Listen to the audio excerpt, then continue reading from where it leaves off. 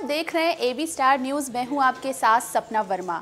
एक बार फिर हाजिर हूं अपने खास कार्यक्रम एक किस्सा दिन का हिस्सा में, जहां मैं आपको बताती हूं देश और दुनिया से जुड़े वो तमाम राजनीतिक, ऐतिहासिक और सामाजिक क्षेत्र से जुड़ा वो एक दिलचस्प और एक अनोखा किस्सा जो बनेगा दिन का हिस्सा। तो चलिए शुरुआत करते हैं आज के हमारे पहले किस्से से, जो कि जुड़ा है रूसी क्रांति से। जी हाँ, रूसी क्रांति से। ये इतिहास की एक ऐसी घटना से जुड़ा है जिसका संबंध आज के दिन से है। जी हाँ, आज के दिन से है। आज ही के दिन रूसी क्रांति की शुरुआत हुई थी। साल 1917 में इसकी शुरुआत की गई थी। रूसी क्रांति को बोल्शेविक क्रांति के नाम से भी जाना जाता है। तो आइए एक नज़र डालते हैं इस पर। आइए जानते हैं आज क्या है खास। 7 नवंबर का ऐतिहासिक आंकलन। खंगालते हैं इतिहास के पन्ने।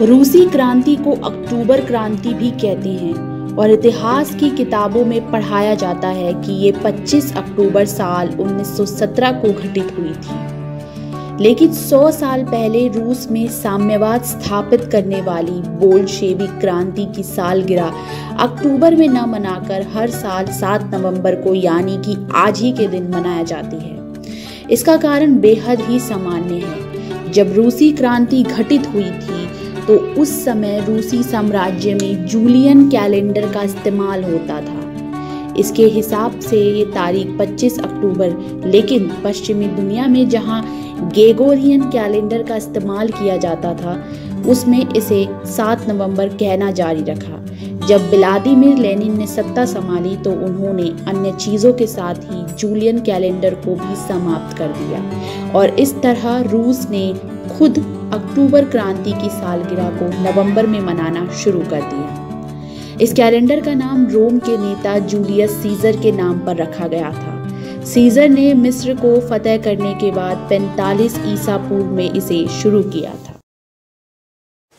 चलिए बढ़ते हैं हमारे अगले किस्से की तरफ, जो कि जुड़ा है बंकिम चंद्र चटर्जी से। जी हाँ, बंकिम चंद्र चटर्जी से, जिन्होंने राष्ट्रगीत का निर्माण किया था। जी हाँ, राष्ट्रगीत का। आज ही के दिन राष्ट्रगीत यानी कि वंदे मातरम की रचना की गई थी। आइए एक नज़र डालते हैं इस पर। बंकिम चंद्र चटर्जी, जिन्होंने राष्ट्रगीत की रचना की थी। आज का दिन राष्ट्रगीत के रचयिता बंकिम चंद्र चटर्जी को याद करने वाला है। आज ही के दिन इस गीत की रचना की गई थी। 7 नवंबर 1876 को इस गीत की रचना की गई थी। इस गीत की रचना के पीछे एक कहानी है। बंकिम जी पढ़ाई के बाद अंग्रेजों के यहाँ काम किया करते थे। उस समय अंग्रेजों का एक मुख्य गीत हुआ करता था, गॉड सेव द क्वीन। अंग्रेजी संस्थानों में ये गीत गाना बेहद ही अनिवार्य माना जाता था, लेकिन बंकिम जी को ये गीत गाना बिल्कुल भी पसंद नहीं था।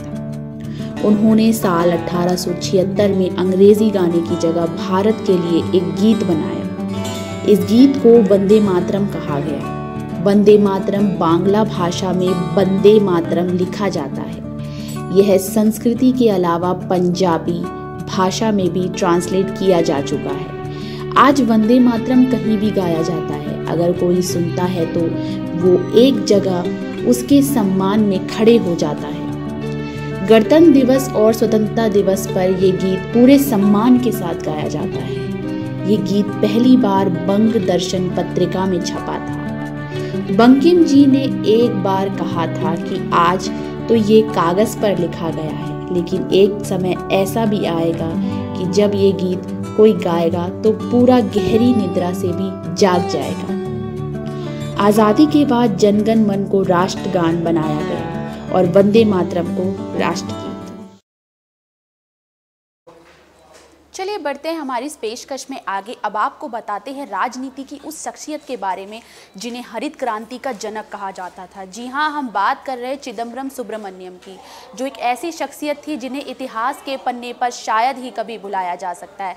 आज ही के दिन साल 2000 में उनका निधन हुआ था। आइए एक नज़र डालते हैं उनकी जीवनी पर। जब भारत को आज़ादी प्राप्त हुई उस समय भारत की दशा बेहद ही दयनीय थी। खाद्यान्न उत्पादन की स्थिति बेहद ही निराशाजनक थी। कई स्थानों पर अकाल पड़े। बंगाल, बिहार तथा उड़ीसा में अनेक लोग भूखमरी के शिकार हुए और कालग्रास बन गए। जब सी सुब्रमण्यम को देश में कृषि मंत्री बनाया गया तब उन्होंने देश को खाद्यान्न उत्पाद में निर्भर बनाने के लिए अनेक योजनाएं क्रियान्वित की। उनकी कृषि नीतियों के कारण ही साल 1972 में देश में रिकॉर्ड खाद्यान्न उत्पादन हुआ। सी सुब्रमण्यम की नीतियों और कुशल प्रयासों से ही आज देश खाद्यान्न उत्पादन में पूर्ण रूप से आत्मनिर्भर हो चुका है। सुब्रमण्यम का जन्म जनवरी 1910 को कोयम्बटूर जिले के पोलाची नामक स्थान पर हुआ था। प्रारंभिक शिक्षा के बाद मद्रास में उनकी उच्च शिक्षा हुई।